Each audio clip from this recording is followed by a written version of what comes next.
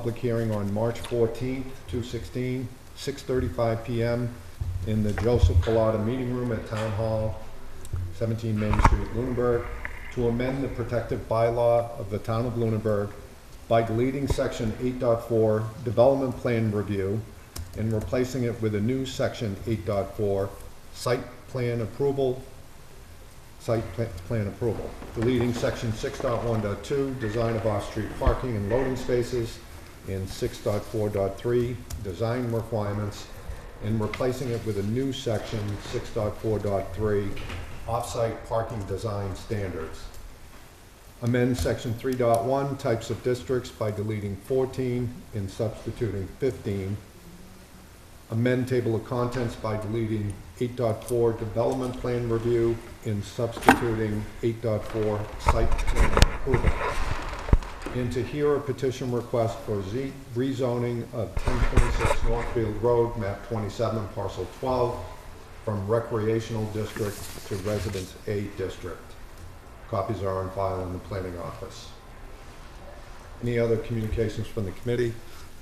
None?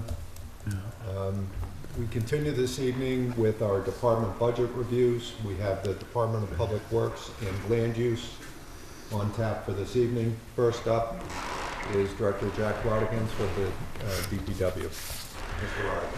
Thanks again, Mark, and hello again. I don't know how much you heard to the public.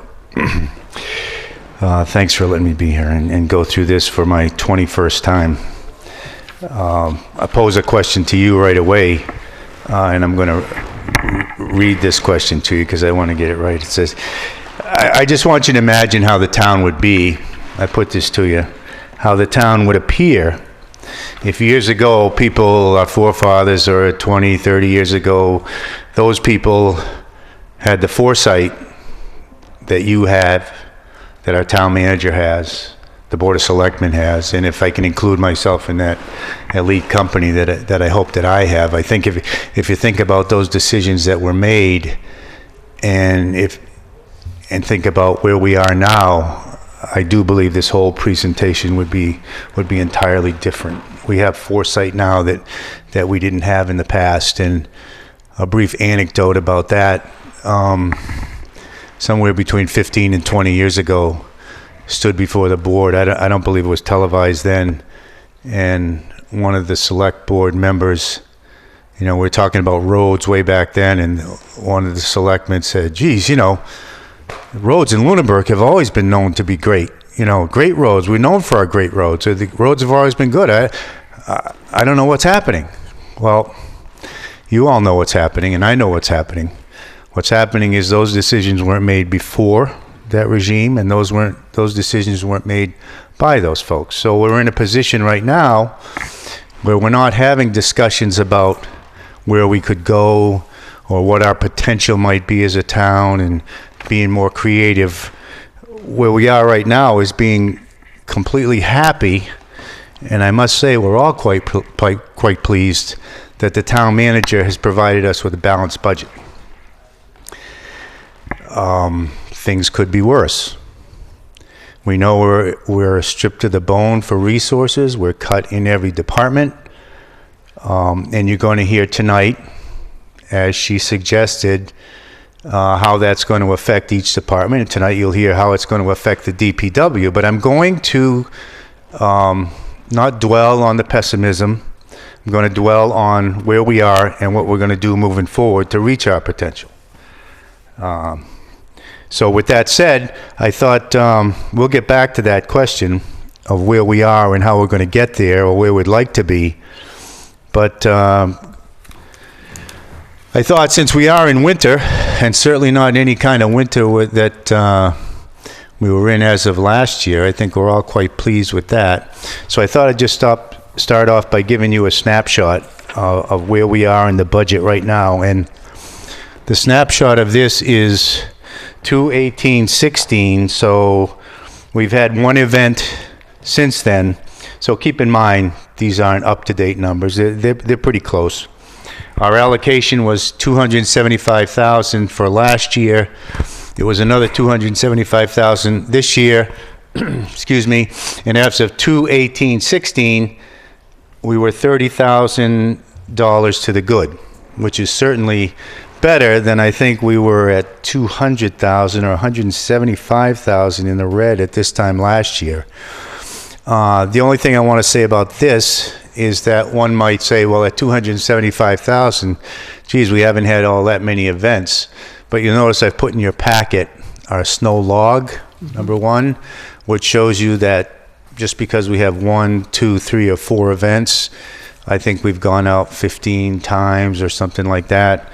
And also what's important for you to know is that before a single flake falls out of the $275,000 allocation, we drew $143,000 before we even had a single storm.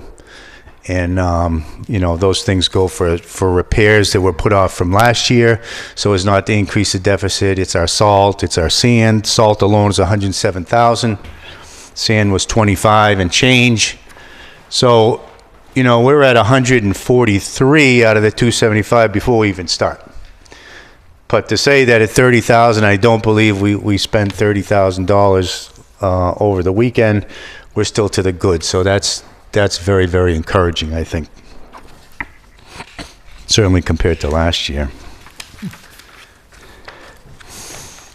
So now I have to do this. So let's look at the balanced budget. I'll go back to that. Again, we're pleased with the work of the town manager, that the budget is balanced. The fact that we're happy with just a balanced budget, yes, we're optimistic, but as I said, in terms of creativity, expanding programs, doing any extra, it's just not available to us. So when people say think outside the box, we don't think of extra programs. We think of what are we going to do this year with the money that we had last year and become more efficient and do the things we can do with the money we have. One thing we've said for years, we began this phrase, this cliche years ago, level funding does not equal level service. People had an expectation and had a level of service that began to deteriorate in the era of 10, 12 years ago with those budget cuts, 3%, 7%, 5%. And the Board of Selectmen, for one group, and you and I, made it clear that just because we have a level funded budget, we have what we have last year, doesn't mean that you're going to get the services you had last year. Well, the funny thing happens over 10 years. Not funny, but ironic, I guess, is that now, I mean, where are you when that expectation of those past services now transition into a level of service that you expect? This is now the level service. This is now the new level. What's happened over the last 10 years is now level service. So let's change that. It may be semantics, but with level funding, which we're happy to have, I'd like to change that, at least in your minds, to say, and in the minds of the residents, to say that the service is now, let's call it less than optimal service. Because there are things we could do. With more resources, you know, we could cut more trees, we could clean more catch basins, we could sweep more streets, things such as that. And we need your help, I need your help, the help of the Board of Selectmen, to clearly define to residents, which we've done a pretty good job up till now, what their expectations are going to be. What can you expect for a level of service? This is what you can expect. And get that out. Presentations like this, presentations from the other departments. This is what it's going to be. This is the new normal, so to speak, to use a sort of a catchphrase. And the big question, is it sufficient? Well, it's sufficient as we go through the budget until the level gets to a point where we can't cover those items in the budget that are mandated. And we'll get to those. You know, there's sign mandates. We'll talk about stormwater mandates. We'll talk about other mandates. These are federally and state required mandates, things we have to do. Oddly enough, none of them come with any source of funding. So what we're going to do, yes, is it sufficient? Yes, it's sufficient for where we are in terms of a level service. Is it optimum? No, it's not optimum. Does it leave us a vulnerability? Yes, it leaves us a vulnerability, and we'll speak to that vulnerability later. There's nothing in the budget for something unexpected. There's no fat. There's none of that. That little show and tell will come up as a representation of that. Okay. Going along with that, again, the perception. Tax increase, services decline. It's a reality. Taxes go up, level of service remains the same. The perception is, and it's a clear perception, that the taxes are going up. Because are the taxes going up? Yes, they are. Is the level of service going up with it? No. So the perception is that the level of service continues to go down. The core services are still there, the paving, the sweeping, the trees, but the programs aren't advanced because there's no extra. The basic, we're at the core services, we're at the basic. The town manager told you about discretionary services and non-discretionary services. We do provide the basic services, but that's it. You know, I often tell a story about the person that's outside their mailbox, there's a pothole, there's a little pothole out there, and it aggravates them. And then they go out to that mailbox one day and they get their tax bill. Well, suddenly that pothole has grown exponentially with the growth in their tax bill, and they wonder why that pothole isn't being addressed. And you can understand why, when that happens, the defects are magnified, certainly in the road program. Before we get on to the actual divisions within the DPW, I'm compelled to give you this information because far and away the concerns, and I call them concerns because I think complaint is too harsh, but far and away the concerns and the response of people that come to the department through the door and over the phone is, I pay my taxes. So this goes back to expectation. I pay my taxes. Well, I understand that, and thankfully you do. And we make very good use of the money, I do believe. But I just want to let those folks know, as I do when they're there, and I try to explain it to them. And when I do explain it to them, I think they do understand, if they have a mind to listen. It's I pay my taxes, and even some, I pay your salary, which I understand that's true also. So what we've done, the average single family, and you have to start with something because I know people's tax bills are all over the place, but we have to start with the average. The average single family home is as it is there. The average tax bill for FY16 was $5,000. Just allow me to round these off. Now, first thing people say is, my tax bill's twice that. Okay, so 2 times whatever we're saying. Our allocation out of your tax bill, the average tax bill of $5,000 is $340 for the department. Everything this department does, we get $300. You pay us, in a sense, it's allocated to us at $340. I'm not going to get down to what everyone else gets because that's not my purpose for being here. Now, if you take that $340, that's all broken down in this pie chart. I haven't put amounts on certain things because I've only concentrated on the 2 things, the 2 areas that seem to be most important to folks. Not that the others are not important, but most importantly, it's the paving and the snow plowing. Recently, we cut the program where we were giving away resources at the department in the form of sand and salt. It was being abused. We brought that to the selectmen. The selectmen voted to make it policy. There have been some people early on, I think they've gotten used to it, that would come in and, of course, I pay my taxes. Why isn't this available to me? To those people, I would say, first of all, if you're of age, go to the senior center because we have a great Sand for Seniors program. The second thing is, of your taxes, again, of that $5,000, $44 of that goes to snow removal. You get all your streets plowed for $44 out of your taxes. Now, I've got a 300-foot driveway, and I got to tell you, I can't have that thing plowed once for $44. So I think that's a pretty good deal. So let's look at the glass half full on that. You pay your taxes, I understand, but the portion of your taxes that goes to that is $44.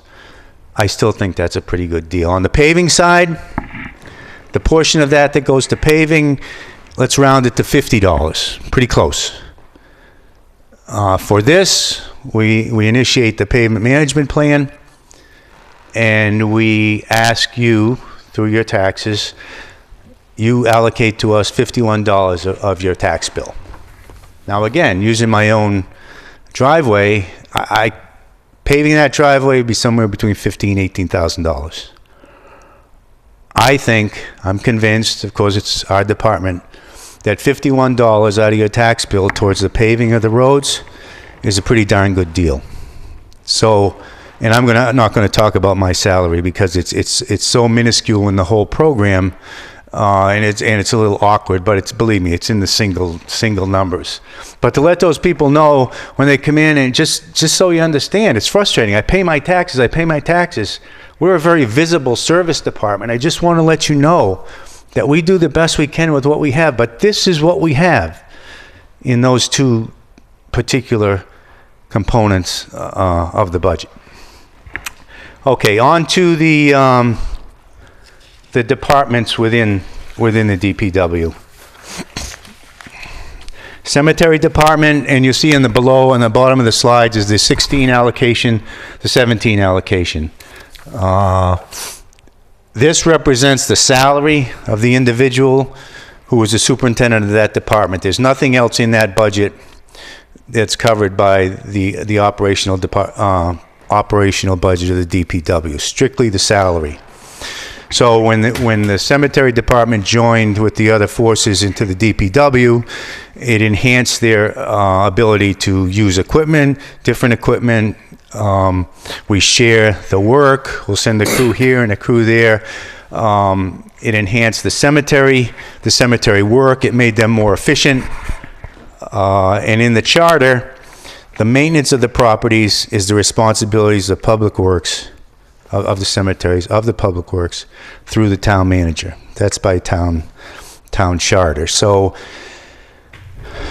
while we respect very much cemetery commission, park commission, every commission, that anybody that volunteers their time, be they appointed or elected, there has to be and should be a clear understanding of what the division of responsibilities are. And in this case, the responsibilities of the maintenance of the cemetery fall under the Department of Public Works. They have funds which we don't touch, nor should we. And so it's important to have a great working relationship with the commission, not so much to be drawing from those funds, but to be on the same page. Now, when you go back to the initial question that the town manager posed, we'll let the department say how this is going to affect their budget. My vision moving forward with these cemeteries is I see them as gardens. They're plants. Grass is a plant. I see them as gardens. So I think they should be nurtured. I think we should care for them, the grass, care for the plants, care for the trees, do better at that, not just mow the grass and blow the leaves. They're places, they're sanctuaries, really. They're they're two of the more important places for some people in this town. People visit there every day. So if we had more money in this particular budget, we would enhance that. And I can tell you personally, we're going to enhance that anyway. We're going to find a way to do that, be it with summer help or be it with the help of the commission, the cemetery commission, to enhance that and clean it up and do everything we can. It's somewhat overlooked unless you happen to be the person to whom that's very important at any particular given time, and it truly is an important spot in town. Parks. I've listed here the facilities, the park facilities that are under our direction. The F-16 budget, F-17 budget, similar, slightly low, but close enough to say level funded. And similar to the cemetery division, the park policy comes under the direction of 3 elected park commissioners, but the maintenance of these fields are by charter under the umbrella of Public Works. Now, this is dear to my heart. I've been an athlete all my life, and the parks, I have a special interest in the parks. We're in an age of iPads, iPods, Snapchat. I sound like Bill Belichick. FaceTime, Facebook, everything. Okay? I have an 11-year-old, so I'm tuned into that.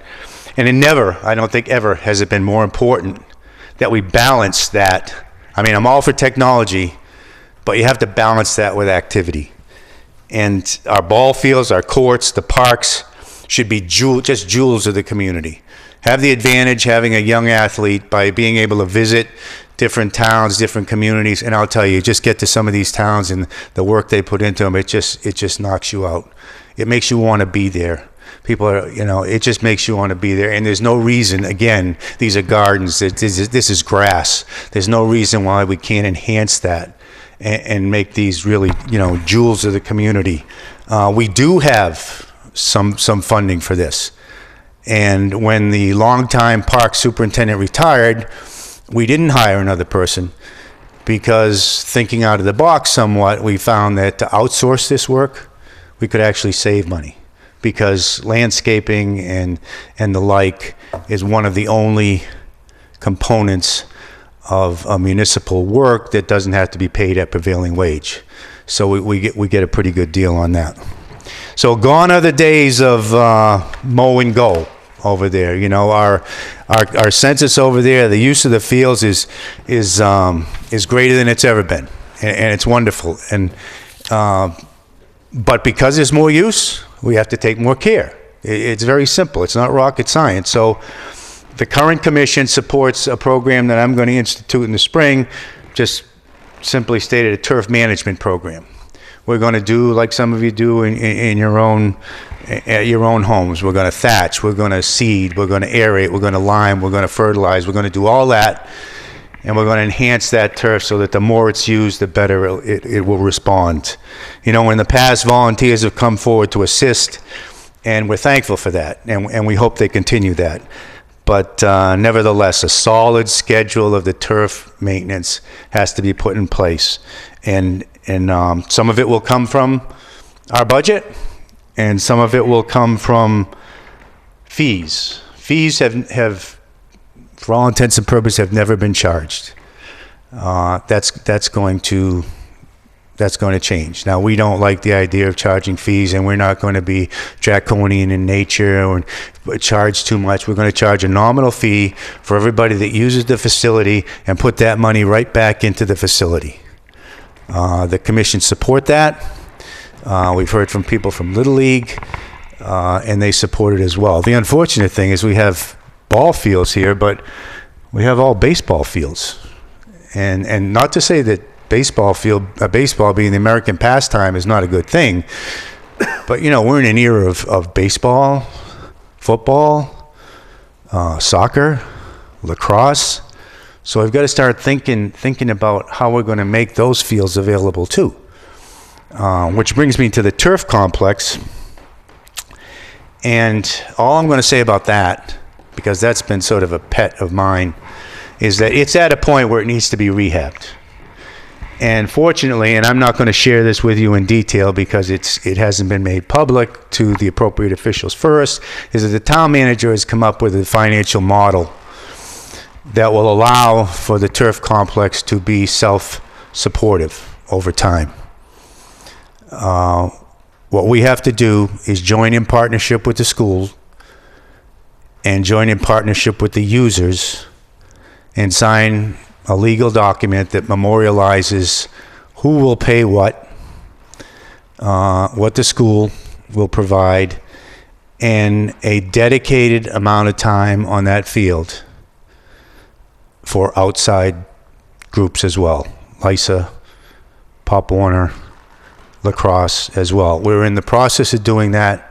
It's the first real togetherness that I've felt with the school and all those other groups. And so kind of pretty excited about that. I just can't share a lot of it with you, but it's going to happen. I can tell you it's going to happen.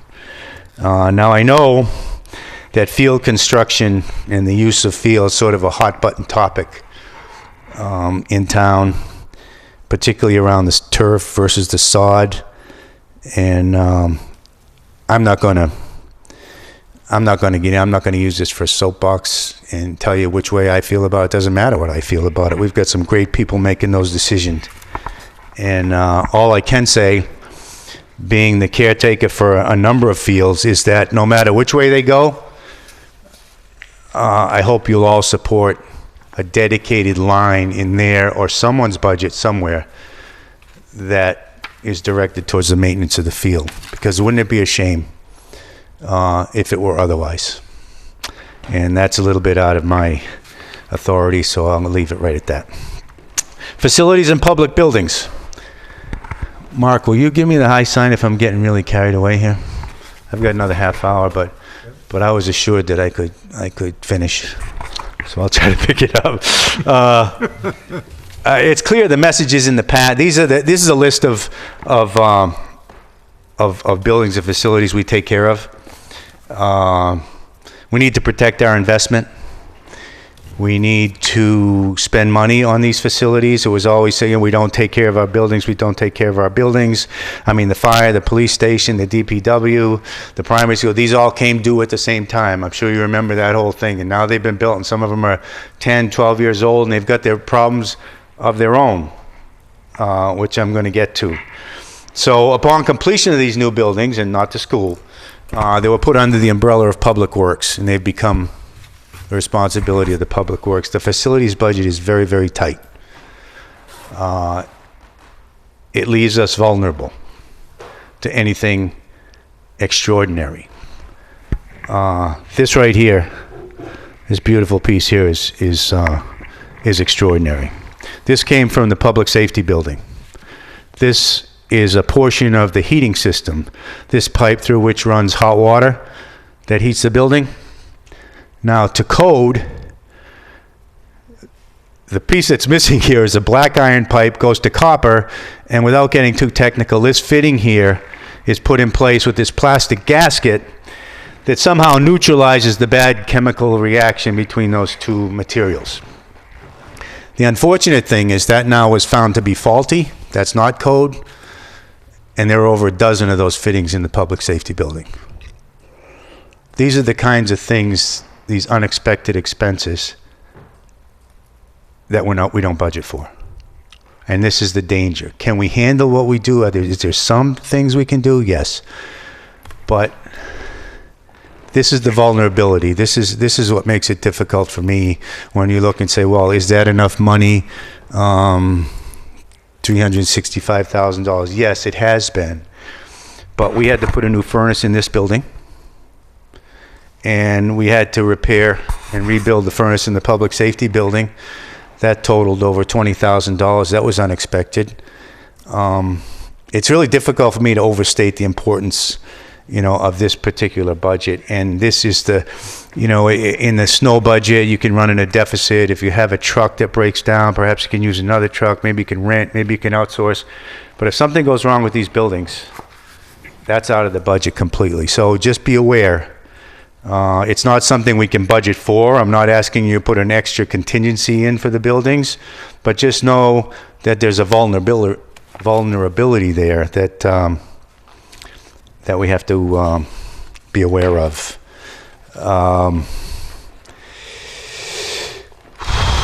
Again, it's not my intention to use this time to get on my soapbox, but there's a building reuse committee that's been put together by some really great people, and they just submitted their first presentation.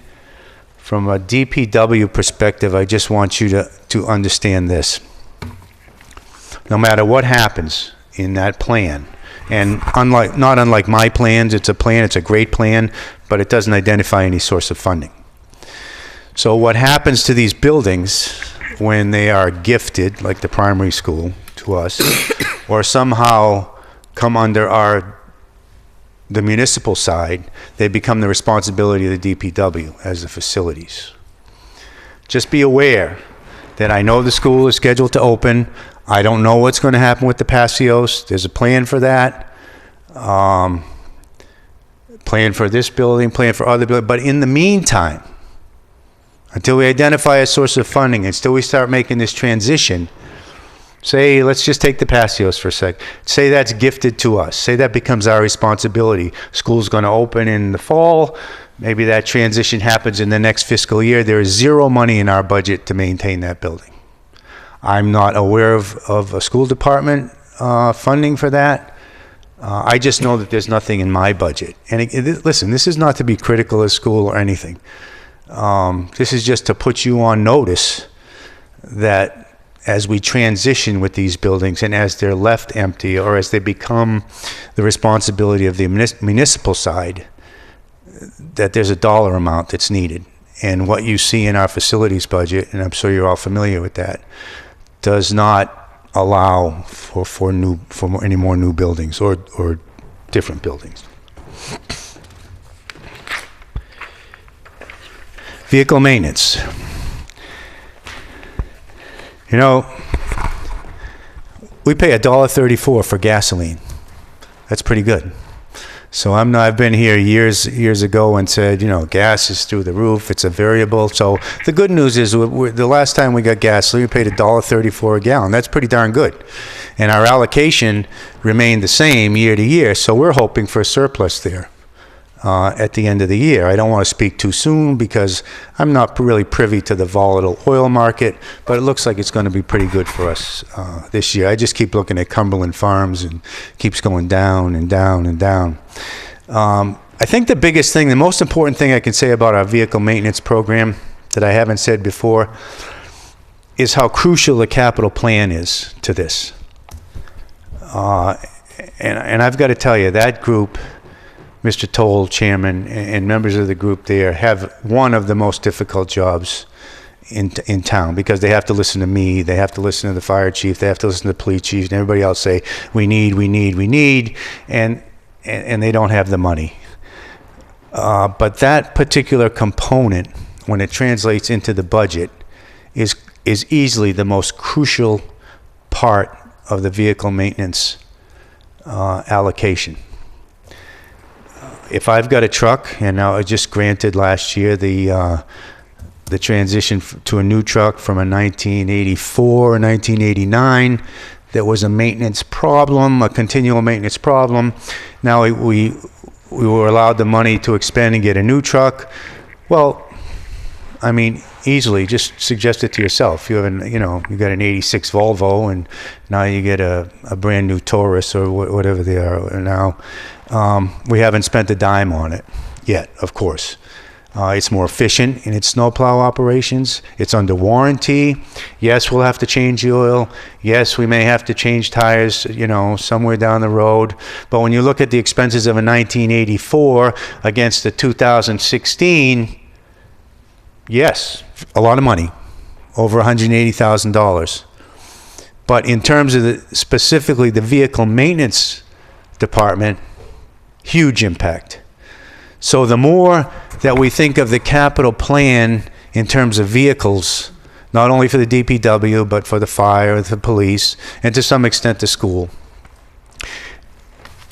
it's not that we don't want to fund that.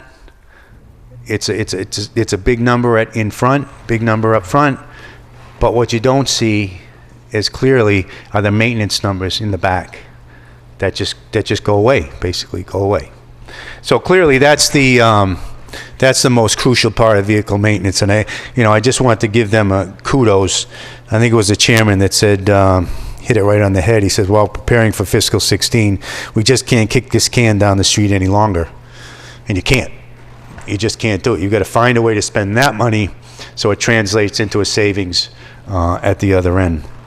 I'm sure the police and fire chiefs will echo this statement, and I think this is probably the time to tell you that, really appreciate the cooperation between the police chief, Chief Marino and Chief Sullivan and how well they work. The fire's back into the vehicle maintenance program now.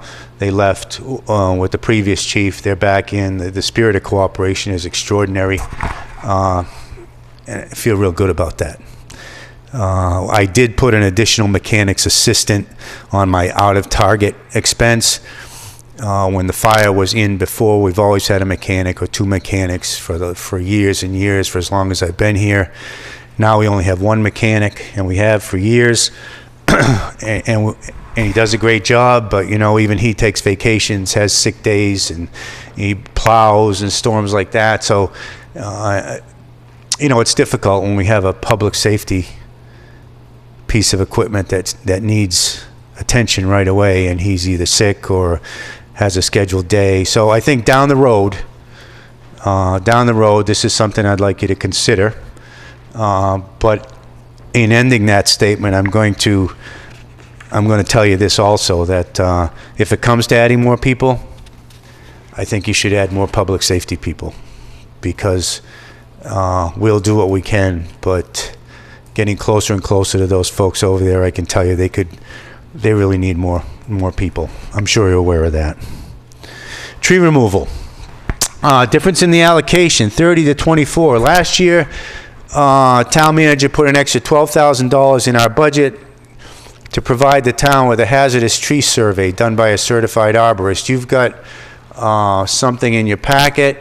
You've got the cover letter or the cover statement, and because it was very cumbersome, I only put the first page of the survey. They surveyed 1,180 trees, so let's round that to 1,200 trees. There are like 6 or 8 pages, like the one you have in your hand. It was a very detailed survey. There's a lot of work to be done in town. And again, like so many plans, it comes with no identified source of funding. But even from an insurance point of view, we get credit for this because we're being proactive. We know what the problem is. We've identified the problem. It came late in the budget season, so I couldn't discuss it with the town manager. But we may be looking or making, having a discussion about putting more money towards that. But be clear on one thing. This is clearly one of those expenses that falls in discretionary. So the likelihood of anything being pushed into that or placed into that is not good given the economic climate. Plenty of work to be done out there. Traffic signs and devices. You remember a couple years ago, another unfunded mandate. We did a survey on our signs. We're compliant. What we do, we have pages and pages of signs that we're supposed to change. The fact that we're proactive and did the survey and identify those problems puts us in good stead with the MUTCD. When a sign is stolen, it gets knocked down, we replace it with one that's compliant. So far, so good on that. I find that be it the landfill, the dam, which I'll talk about, compliance is key. We don't have to be the model community for signs. We just have to be compliant. But this is one of those things, again, that, some of you've heard me, even tonight, come up, unfunded mandate. EPA, DEP, MUTCD, all the acronyms. You need to have this done. But they don't identify how we're going to do it.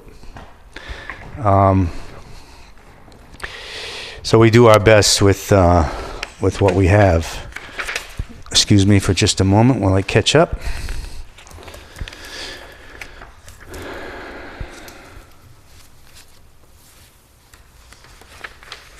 Okay, on the compliance,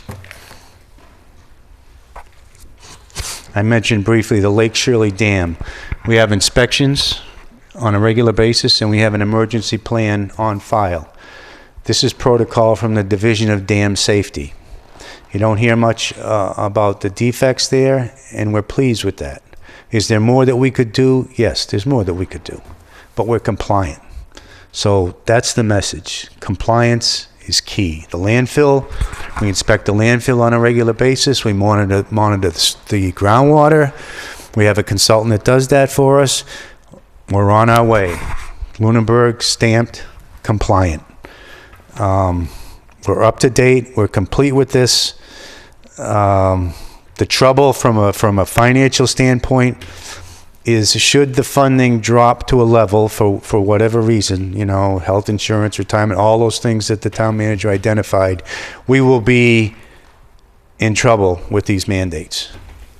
I don't know where these fit on the discretionary, non-discretionary, but we do get into a problem with state and federal authorities if our funding falls below and we're not able to do that. Hopefully, that's somewhat of a pessimistic view, but we look at the funding that's available. I think it's like the facilities. I believe it's something you have to consider. Stormwater. This is something you're going to hear. I could talk for an hour on this. And I'll spare you. I won't.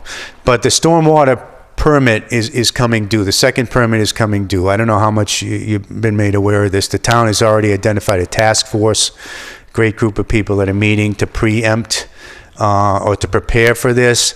We had the first permit in 2003. It cost us $25,000 annually for a few years. We're compliant. We were threatened by the EPA and DEP for the last 8 years at least. And we're going to have new regulations. Well, they never came around. Well, they've come around. We don't have them in hand yet, but they've come around. And the figures, and this is the very fine lettering you have. It was done by our consultant, Weston and Sampson, which is clearly just an estimate, but you can see that the numbers per year run in the hundreds of thousands, and that the overall permit is expected to be in excess of $1 million when it comes around. I say again, unfunded mandate? We've got to come up with some way of paying for this. Oddly enough, I went to a meeting 7 or 8 years ago, and it was the same number. So there is some consistency. There was such pushback by towns and cities and towns, they pulled back on it, but it's coming. It's definitely coming. And over the next weeks and months, I would really urge you all to become more aware of what's going on there. We have $40,000 in our budget from last year that we're going to encumber, and this current year, and $50,000 in 17. That won't come anywhere near those numbers, but it's amount of money that the town manager has dedicated to fact finding and to gathering information, and one thing primarily, to do some research on a stormwater utility. Excuse me. I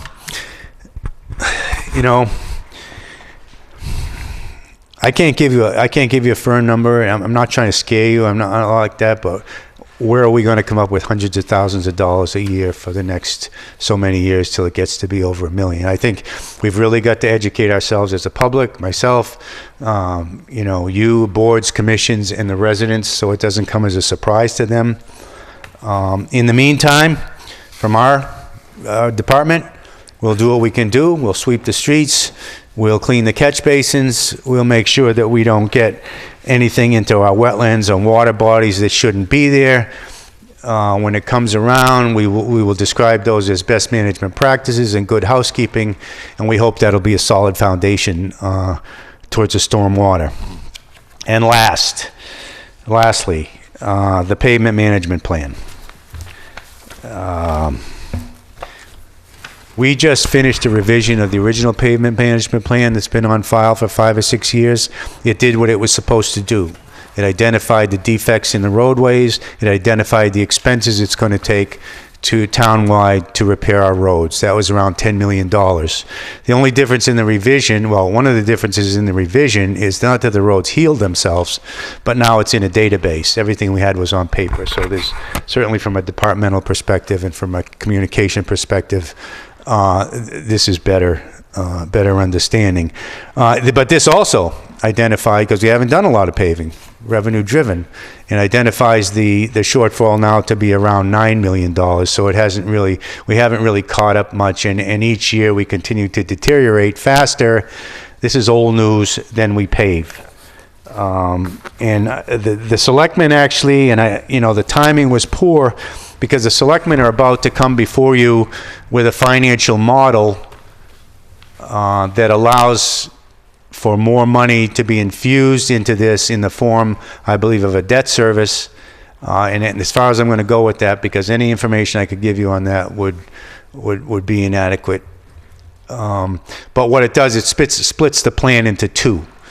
Local streets being the second half, the way we're going now with our mains and connectors being the first half. You know, we have around $750,000 now between Chapter 90 and dedicated lines in the budget. And we do okay with taking care of our main roads. But really, and I've been telling you this for years, and you're sick of hearing it, but without any infusion of funds, we're never going to get to those last 4 or 5 or 6 pages. We're sensitive to that. So there will be a plan brought forward by the town manager and the Board of Selectmen that allows for a funding source to begin a second plan midway through the plan with the local roads, which starts them on a parallel track, so that over time all the roads will be addressed. I wish I could say more on that. I can't really, but you'll hear that in detail from the Board of Selectmen and the town manager.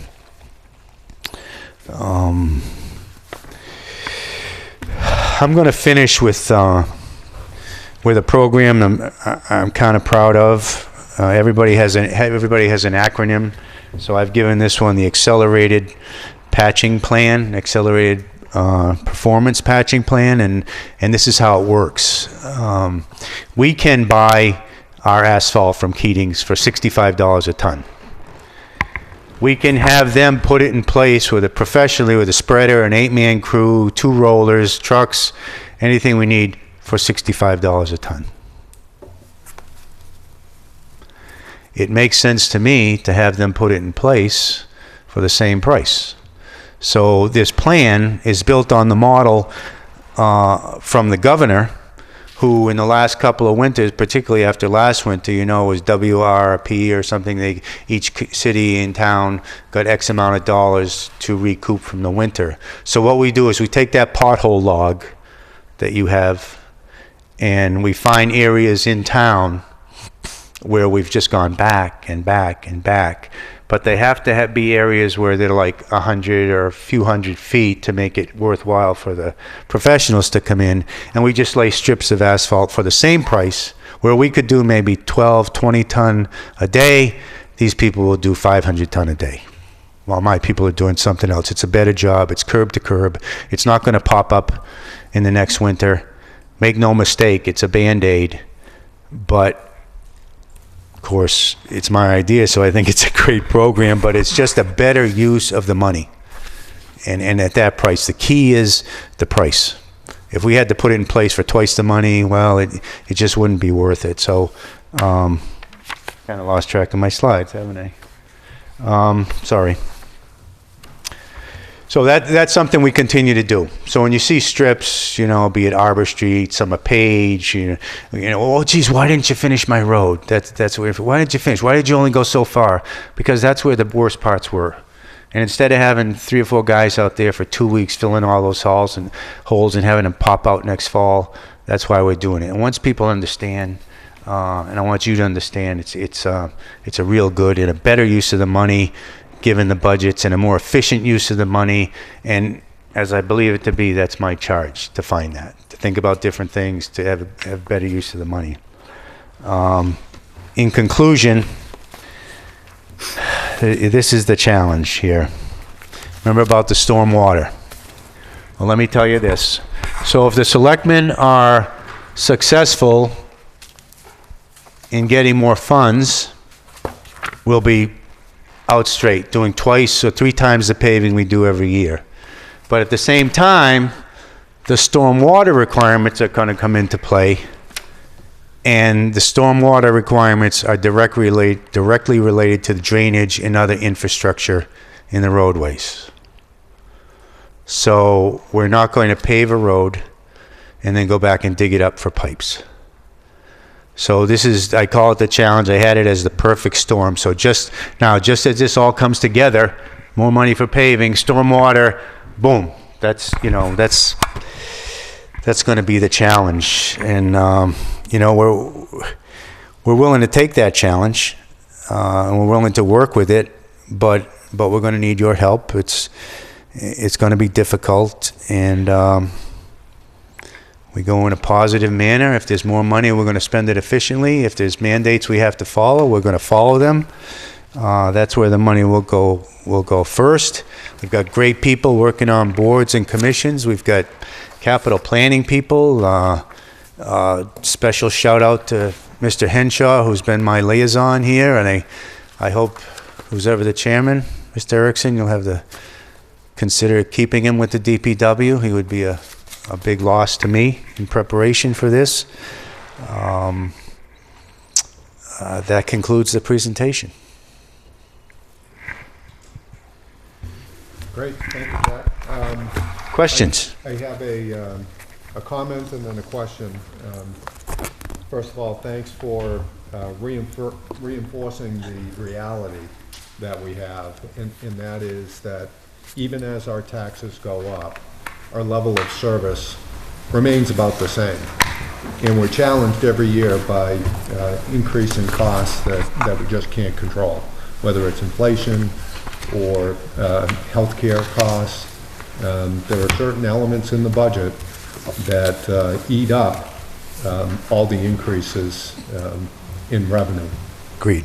So level service is certainly the order of the day, not just in DPW, but virtually across all departments in town.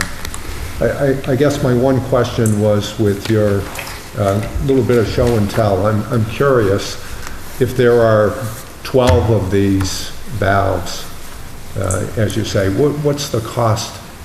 I thought that might pique your interest. The show and tell is always a good thing. Not to minimize the importance of it, but there are over a dozen.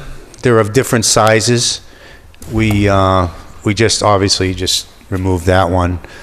I think we haven't even got the invoice yet. I think that'll be in the neighborhood of $1,600. There are some of a lesser diameter that will be less money, but they all have to be done, and they all will be done over time. We'd like to be more proactive as funds allow.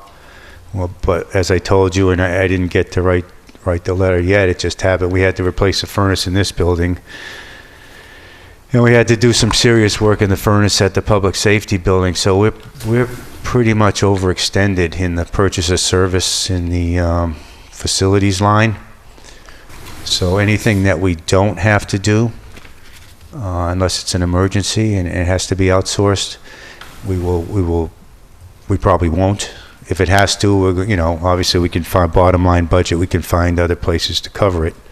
But I just wanted to make you aware of that, and I apologize for not getting that formal document to you, but this is sort of taking up all the time. So the long answer to a short question, about a dozen, 12, 15 of them, different sizes, different amounts. Right. So probably ranging, I'm guessing now, so don't hold me to it, $800 to $1,600 a piece.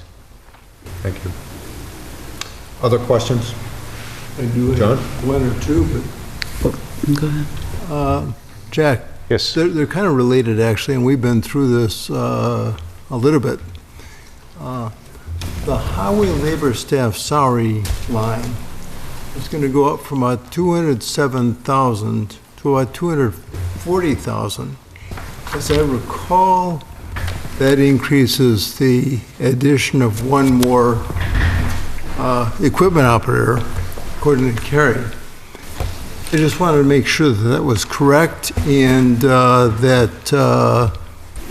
and wondered how it was being funded, because I go back 2 weeks and Kerry made a fairly direct statement about being reluctant at this point in the town's financial history to add any any additional positions at all until she knew what the total cost of that position over time would be. Okay. And I appreciate you discussing this with me earlier. Having read the email from the town manager and having discussed this with her as recently as this afternoon, I'm going to admit to you that's a little confusing to me, at best. What happened is that we had 7 positions. Let me just simplify it if I can, because it's pretty much all I can do at this point. We had 7 positions available. Over the last 2 or 3 years, we've never been at full staff. Number one, because we haven't been able to attract applicants. Number two, because we had someone leave in the middle of the year for another job. And then we hired 2 people. And then as we were hiring 2 people, we had another person resign. Payroll did not fund fully one of those positions in the previous fiscal year. I'm not going to say that was an error. I'm just going to tell you it wasn't funded. I'm not sure if it was an error. Bottom line is that this is, number one, not an extra position. It just brings us up to where we should have been 3-4 years ago. And it's funded, so we will hopefully attract a good person in the spring. And in the spring, with the 2 hires we have now, this 35 or 40 that you see will be that individual, and it will balance out with what the salaries were even 4 or 5 years ago, save the incremental increases per contract. Very clear, thank you. The other is more an observation. I ask for your indulgence here. Your total budget goes up about $40,000 from fiscal 2016 recap to fiscal 2017 town manager recommendation. Of that, though, that does include the additional $33,000 for the other employee, which is catches you up a little bit. But that really leaves you a very slender margin for dealing with any expenses that bubble up. And you and I have talked about the fact that right now, fuel costs, gasoline and fuel oil, are at historic lows. Well, I don't know if they're at historic lows. They're certainly low relative to where they've been. Sure. And so my question is, or my observation is that I wonder how you could approach the fact that if in fact these fuel prices increase, and in vehicles, this year your vehicle budget was around $90,000. It's going to go up to about $96,000, $94,000 next year. If the fuel increases, do you have any way to deal with it except taking money from other accounts in the DPW? Short answer, no. There's no reserve. I know to withdraw from other like budgets at first. If this were to happen, if suddenly the oil market, as volatile as it is at times, were to spike and gas were to go to $2.34, something like that. I think that's what you're saying. Where would we find the money? Well, historically, the police go over their gas allocation each year. Yep. We cover that out of vehicle maintenance. Should we find ourselves in that sort of catastrophic event, we would probably minimize at the highway level any repairs that didn't have to be done. You know, our snow and ice fleet is dormant most of the year. We don't use as many trucks during the year, so if we would use the trucks that we could use, if something needed repair, we would wait till winter would come and we would slide that. Not to sound less than transparent, but we would take care of that through the snow and ice budget. There have been times many years ago when there just wasn't enough money to cover it, and trucks sat in disrepair. That hasn't happened in the last 10 or 12 years, or certainly since this town manager has been here. We will find a way to do it. If we have to, as you and I discussed, I perceive my whole budget as a bottom line budget. So we would take from other things until we just couldn't take any more. And then during that process, I would let the town manager know, who would let you know, and we'd be talking about things like emergency transfers, which we've never had to do. So I'm confident that other than something totally catastrophic, that would probably be able to cover it. Now, at the expense of other things, sure, but would cover it. Well, and that's the key, I think, to the question, is it's sort of a robbing Peter to pay Paul type of thing. There's a zero sum here. Right. And you just give short shrift to something else in the budget, which translates to lower service. Right. Thanks. Thanks, Jay. Any other questions? I would just be curious about whether or not, given the turnover in the fleet vehicles, which we're starting to see, whether there's any, we're seeing any difference in the MPG figures that people are getting on the vehicles, or if they're comparable, so that maybe the fuel, there might be a trade-off there in terms of fuel costs, if they're running more efficiently, and I don't know if they do. Correct me if I don't have this right. You mean the fuel efficiency of the new vehicles as opposed to the fuel efficiency of the older vehicles? Right. Actually, I think it's somewhat in reverse. Is it? It's less efficient now? I don't know. I guess I'm old enough to remember a 65 Chevrolet that my father had that was pretty efficient. And now we have this Toyota item, which it's a great vehicle, but doesn't get the mileage. So when you're speaking strictly about mileage, I don't think it's of anything of significance. What I spoke to before is the repairs. Now there's a significance there. Older vehicles certainly draw on the maintenance budget more significantly than new vehicles do. Right. No, I So there's your assume that. I was saving. just curious about the, Yeah, I don't see that to be you're not seeing significant. it, okay. Anything else? Great. Jack, thank you very much. Thank you all so much. Thank you for the job that you do. I hope I haven't bored you to death. I know it's kind of dry information, but I don't know. No, not at all. I'm glad to have you in this with me, so thank you very much. Great. Thank you, Jack. Thank you. Jack? Okay, next up we have land use, and we're pleased to have with us Land Use Director Adam Burney. Mr. Burney, I assume you're going to need just a... So from the sublime to the ridiculous, right? So I've got a little memo here for you. And this goes over some above target budget items that the Conservation Commission requested after I had submitted the budget. I had a conversation with the vice chair. I was pretty explicit about the fact that we're dealing with something that probably isn't going to be funded, but I did commit to at least bringing it forward and saying these are some items that they're looking to include on their budget sheet, knowing that they're above target and something they felt was worth including, because they felt it was important to have it noted that they felt this was an item they should be doing. And I'll go over them very quickly. We've got some bridge repair and maintenance. They want $600 for materials with the hope that they would find volunteers to put those materials in place and perform the repairs. $1,000 for education materials.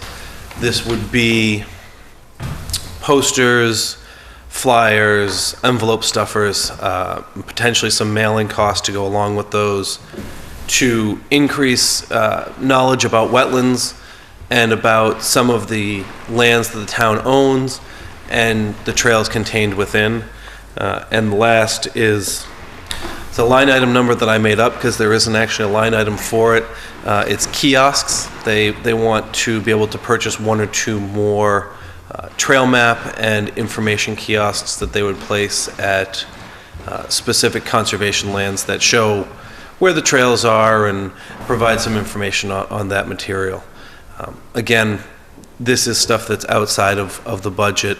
I know that they're working on some other items that may generate revenue, that may provide them an avenue to purchase these things on their own, but that's, I think, a good 12 to 24 months out, so they wanted to at least make it known that this is something they may be looking for. So the educational materials, that's to educate the general public? Correct. And, I think that it's something that is in flux. It's part of their mission as the Conservation Commission to educate the public about wetlands, their value, about the conservation of wetlands. And I think that there's some hope that as they move forward, this material would be for adults and the general public, but there may be a potential to have some work or collaboration with the schools to either include this in a science curriculum or as some after-school activity, something to that effect. I don't think they've really nailed down how they want to use them, but they want to be able to produce them. Right, right. Is there the possibility of grant funding for any of these items? There's always the possibility of grant funding. Grants such as they are, education materials is probably the one that they're least likely to find grant funding for. Repair and maintenance is often something that would be included in some of the state grants. Often that's for larger ticket items. The amount of effort that would go in for some of these grants, you'd be expected to be asking for tens of thousands of dollars. And a $600 item would be lost in there, and that's not to say there isn't a grander program that they could explore, but that's not where they've sort of landed at this point. Right. And I would kind of roll the kiosks in with that as far as grant programs go. It's a pretty small line item, right? Well, actually, the size of the line item may suggest some sort of voluntary user fees. If it's that small. I buy a dog tag every year. I don't know why. I would be delighted to buy a used tag on the conservation lands. I love them. So I don't know if that's been done other places. Yeah, well, I don't know that it has, and I think a lot of that comes from public land being open to the public. With the dog license, there's a public safety and a public health component to it, ensuring that the dog is vaccinated and that people know where they live and that kind of stuff. With the public land, it's owned by all the residents of town, and denying access to public land is often difficult, if not contrary to the concept of public land. I understand, and maybe there's another opportunity for the commission to explore through a voluntary purchase of the creation of a friends group that offers, I support Lunenburg Conservation Land or something to that effect, whether it's t-shirts or car stickers or just a hat they pass around. But I kind of hijacked your process, so I'll go back and I'll let you folks ask all the questions you want. That's quite all right. I guess I would just have a general question whether there are any other items that you wanted to discuss this evening. There aren't. The budget, all the budgets meet the town manager's target. There's been some shuffling amongst line items. Some items were overfunded, some were underfunded, but the bottom line stayed the same. I think the one significant alteration that you'll see is under the Conservation Commission again. The Conservation Clerical is a position that's changing. Jane Carrier, who worked for the Commission for the past 10 years or so, retired at the end of 2015. And currently, the consultant, Matt Morrow, is performing her duties and his duties as agent. And in speaking with the town manager, we both saw an opportunity to take that position and combine the consultant and the clerical into an administrator position. And that person will serve the function as agent and administrator. We're looking at somewhere between 32 and 36 hours with a fixed period of office time, some out in the field work, and sort of looking to expand the position to see if they can work with the commission to use the lands that we have to the best of their ability, both for the benefit of the residents to get the most enjoyment they can out of them through a more extensive management of them, perhaps some foresting, a little bit more trail maintenance maybe, but also to look forward to have the potential of ecological tourism, people who want to come to town and also use those and then maybe patronize our local businesses. And this would be a regular employee? Yes, it would. Yeah. And my understanding is that it would continue to be a union position as the clerk for the Conservation Commission was previous, and there would just be an alteration of their duties. And that would eliminate the consultant line item because the work done by the consultant would be rolled into that position. So the $45,000 number is the clerical salary and the consultant salary put together. Great. Any other questions for Mr. Burney? Adam, thank you very much. You're very welcome. Appreciate it. One long and one short, right? Yeah.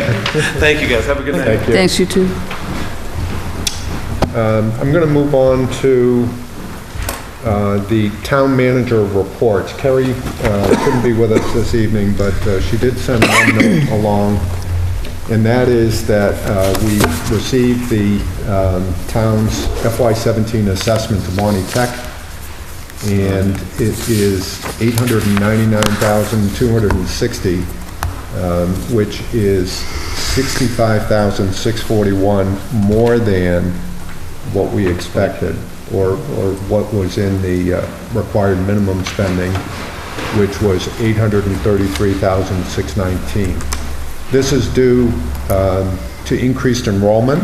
Enrollment is increasing from 78 to 91, so that's an increase of 13 students. And just take note that the Monty Tech folks are scheduled to be in front of this committee on March 10th, and they've confirmed their availability for that meeting. So we look forward to that. Karen, unless you have anything else on Kerry's behalf? No, I don't. I have one thing for you here. He was left in our mailbox. He was put in our mailbox. I think it's yours.